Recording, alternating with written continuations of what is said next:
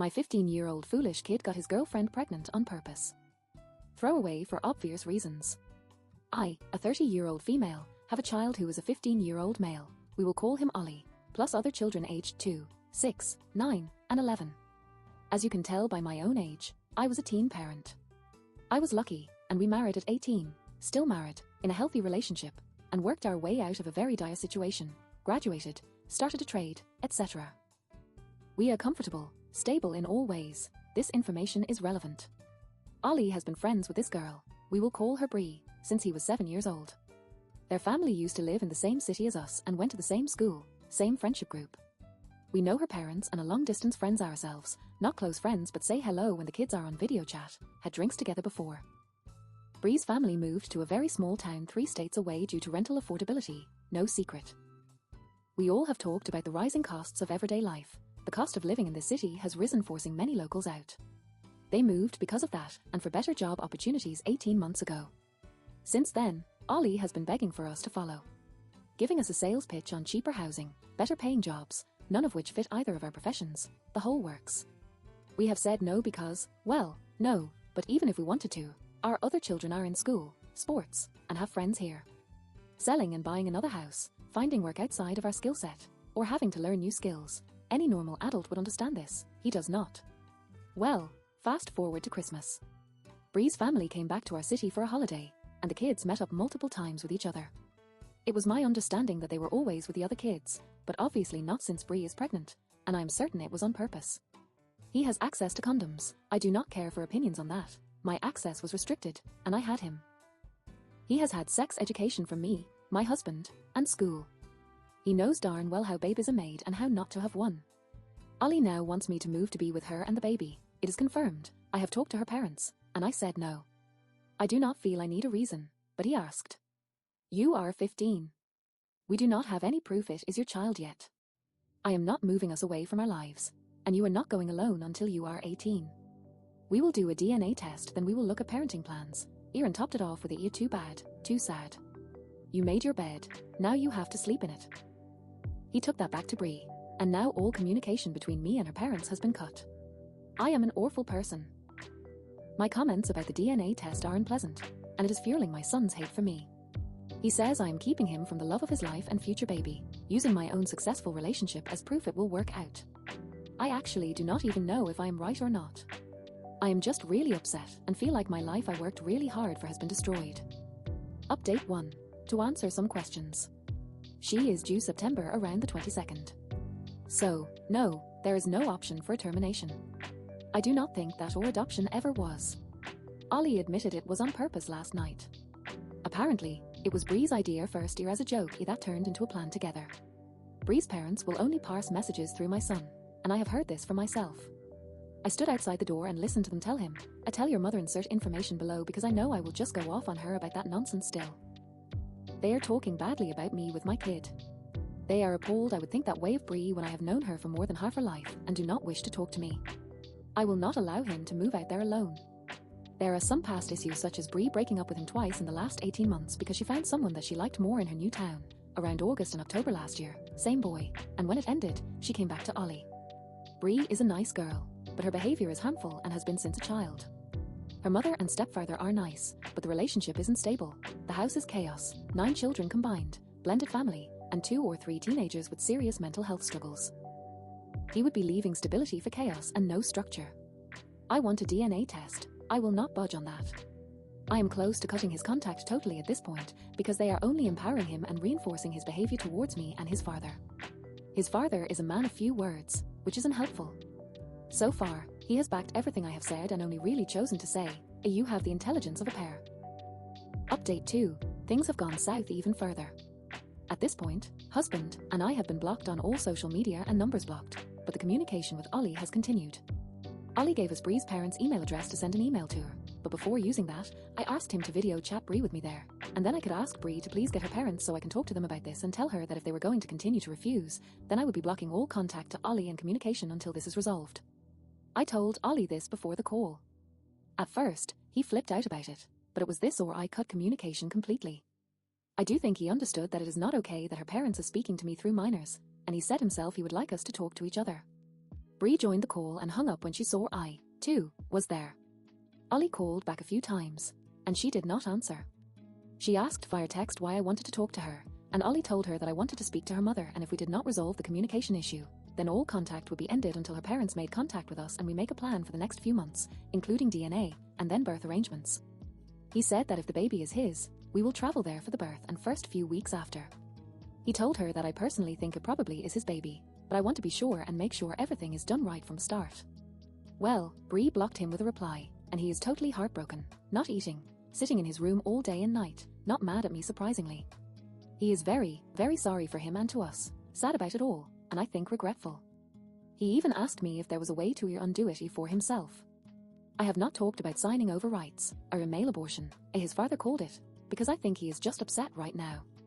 A mutual friend of Bree and Ollie's here in our hometown showed him a few posts she has made in the last 24 hours. Things like, "It is you and me against the world, baby girl," and memes about absent fathers. She also announced the pregnancy, which she had not done yet, and the post had some single mother facts and quotes.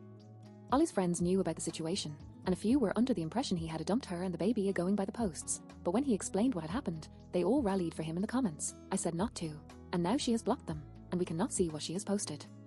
This is just a nightmare. I had a plan personally, not set, but something I wanted to talk to her parents about, but I do not even want to waste my time at this point. Ollie gave us Bree's parents' email address to send an email to with said plan. Basically, Bree does a DNA blood test. We will pay the full $1,500 for it. If it is his baby, we can book flights and plan to be there for the first month. I will stay, too, with Ollie, maybe even the whole family, and then we can also work on a parenting plan and getting into mediation for a judge to sign off on it. Ollie's father and I split for the first 7 months of his life, so we have done this before, and we know the process. But at this point, I think I will just leave it to settle before sending an email. Update 3. Someone suggested I repost the update because they did not see it until now, so I am. Ollie's friend was able to see her Instagram through an old account, different email. I do not use Instagram enough to know what that means, but it meant they were not blocked when they reactivated. They found their pregnancy announcement post, and if you scrolled across, it showed a digital copy of the scan Bree sent us as a 16-week scan, apparently the first scan she had at the obstetrician. That is dated 04/04 and clearly says gestational age 19 plus 3 weeks, making an August due date I believe or very early September. This would not line up with the due date given to us, but does line up with when her parents told me she was pregnant mid-April. They told us, we have had the pregnancy confirmed, and sent a photo of the printed picture, which the date is not on there. I actually think it may have been cut off the top. I have not told Ollie this yet, because I want to be sure. I am very concerned about his mental health at the moment, and taking that into consideration. But unless she gave the wrong period dates and the baby measured only 16 weeks, then it is not possible for it to be our son's. Also, added information, her due date from what we know is September 22nd. She was here from December 20th to January 7th, and saw Ollie December 21st and 22nd and January 4th and 5th. Never overnight. I asked Ollie when did this happen, and he said January 4th was the only time, which makes more sense as they were in public gathering otherwise. They were at a mutual friend's birthday that night but never stayed overnight. I have had 5 children, and I know the dates are too close to figure it out that way. Ollie also said that the joke Bree made was to just see if it happens. The pregnancy because then it is obviously meant to be, and he would be able to move. To me, it sounds like she had the plan a lot longer, but I may be biased here. Update 4. I spoke to Bree's biological father, lives in this town, who had no idea about any of this. Before you come for me, there was no known domestic violence or anything. I felt I had run out of options at this point, and I just wanted a way to contact them. Bree's mother then made contact, agreed to the blood test if we paid for it. Ollie and Bree spoke again, and Bree asked to come here for a holiday and have an ultrasound with him to prove dates in person. I agreed to this, but I may not be thinking straight with the stress we have all been under. She says she is 26 weeks, sent him a photo of her belly, which has grown, and told him there is no other option but him to be the father, that the ultrasound had to go by her last period date and she did not remember, so she went by her application, and it was the period before. That is why the dates are out on the scan. I asked if she had a physical booklet of pregnancy notes or something because I know from experience that they have all the confirmed information on them, but she said everything is digital with her doctor, and I did not want to push because it is not my medical info. I am wondering if I do just fly her out here on my own terms. Her mother agreed, and do the blood and ultrasound here and put an end to it all. Update 5. We all came to a travel arrangement. We paid for Bree to fly out, and her father was paying for the ticket home. Bree was supposed to fly to us this morning and stay for 6 weeks total, flying back sometime in August. Her father is in charge of that flight. She was staying with us over these next few weeks while we do our annual July 4th family vacation for a week, and then a couple more weeks back here at home for the ultrasound blood test.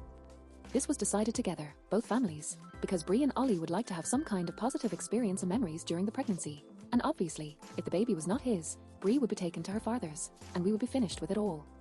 But she never turned up for her flight. She texted the night before that the doctor did not recommend she should not travel as she is at risk of preterm labor due to her age, and her severe morning sickness makes her only be able to tolerate pineapple juice, so she is needing to be hospitalized and maybe even deliver early. This is on top of a group photo that included Bree, obviously pregnant in a tight t-shirt, hugging the boy she was dating in her new town, his hand on her belly. It was quickly removed from her story when Ollie asked. I think it was intentional to make him jealous. I am done. I do not believe her or her parents. I have contacted a lawyer and therapist. I will not be updating again until I know the outcome of the DNA test that I assume will not be done until after the baby is born, since I was told today I cannot force her to have while pregnant. If this baby is Ollie's and my grandchild, I am willing to move Bree here and have her live with us. It has no chance and will continue to ruin my son's life from afar. Update 6. I did not plan on updating prior to the DNA test, but I can confidently say we do not need it to know the truth. We will likely still do one if Bree sticks to her story. Only I will go through the courts at this point. We have a family lawyer, and he has advised these updates are fine as long as I do not identify anyone by name, location, etc. I had a lot of helpful messages on here, and I do read them all even if I do not reply. One was from a radiographer who suggested that I look at the measurements of the baby on the ultrasound if I am able to get scan pictures and then use that to calculate if the baby was 16 weeks on that scan. The same Redditor also raised concerns that she only had this one scan at a 16 weeks, and there was not a 20-week scan again for weeks later. All obstetricians would do a scan at 18 to 22 weeks. The one photo we have seen is a photo of a scan, a profile shot of the baby's face at a 16 weeks, and there has not been another scan since then. We have been playing it safe and being very careful with how we tread around Bree, not wanting to cause any arguments. We have not mentioned this to them yet, and if by chance someone tells them via this post or they know about this post, we do not care. We have nothing to lose since the baby is not Ollie's, and this is how I know. Bree and Ollie have many mutual friends, but only one other girl, Hannah, who is still friends with both of them from within the group. Hannah believes Ollie is the father because that is what Bree says, but she had a falling out with Bree this week. It led to her talking to Ollie, and then she sent Ollie a video that Bree sent her after the ultrasound in April. Prior to this, Bree had told her not to show him because he was not going to be in the baby's life by choice, and all the things she was posting about absent fathers. The video shows multiple measurements being done, and I was able to see clearly that the baby measured 19 weeks, and that scan was the 20-week scan. There is no way that baby is Ollie's baby. She is due August 26th. Ollie knows all of this and is doing okay. Very angry, but he has the support he needs. What happens now, we do not know, but we know the truth. All we can do is speculate as to why my son was the target of this plan. I know we will likely never know the truth. To clear some things up, I will not be taking this up with Bree and her family until after the baby is born. I am not concerned about the DNA test results, but will still do one. In the video, the obstetrician nurse, whoever it was doing the scan, says, so your due date is August 26th, which lines up perfect for your last period. So I know that is the due date, and you can clearly see the screen showing the measurements are 18 to 19 weeks. Ollie cannot be the father. She was not even in the state. There are plenty of other more detailed clues I have but will not post. I think the father is the boyfriend in that town, but what I do not understand is why Ollie was better. Yes, there is more money, but we are not rich. We just live smart. Thanks for the support. Update 7. We have a baby. Last update. Baby K was born September 1st, 2025. She weighed 8 pounds 4 ounces. She was induced for being past due date. Ollie visited a few hours after the birth with me. Her mother and sister were there when we asked to visit, but were gone when we got there. The whiteboard on the wall that had all the birth details also stated her estimated date of delivery August 26th. Ollie did not say much. He is very receptive to the fact the baby is most likely not his and still in therapy, but I think he loves Bree, and I am not sure how to navigate that. Ollie went down to the cafe to get her something for her to eat as her mother had apparently forgotten to bring food. Since it was just us, I took my chance. I asked her about the estimated date of delivery on the board, nicely. I told her no one is upset with her. I, too, am wary about the possibility that the home situation isn't safe, and she may be trying to escape. I told her Ollie knows already. He has for months. He is not angry, he is worried, and even knowing she lied, he wanted to come here and be with her and the baby. I told her what I know to be the truth as his mother. There was nothing Bree could do that would keep him angry enough to cut her off. She broke. I think it was the fact she was so tired and had just had a baby, the hormones, and probably mental load that would come with her lies. I feel a little bad, but I'm glad I asked. Bree admitted to me she knows it is not possible and she was very, very sorry. She wanted to move back to our city. She did not want to live with her mother and stepfather anymore. In fact, she never wanted to leave, and her dad had said no, she could not live with him. The pregnancy was never planned originally, but she came up with the idea herself when she found out they were coming back for the holidays. I asked who the baby's father was, and she never got to give me an answer, but I think it is the boy from her town. I had asked that directly, and she shrugged, but no confirmation as Ollie came back, and she shut down again. I told Ollie that Bree had made a mistake, and she was sorry, and Ollie said he knew, and it was okay, that the baby was cute regardless, which I laughed at the ridiculousness that is my life. What a childish thing to say. I did not ask her about her mother knowing or anything. I was cautious not to set her usual defensiveness off. We left not long after, and Ollie and Bree are still talking via text.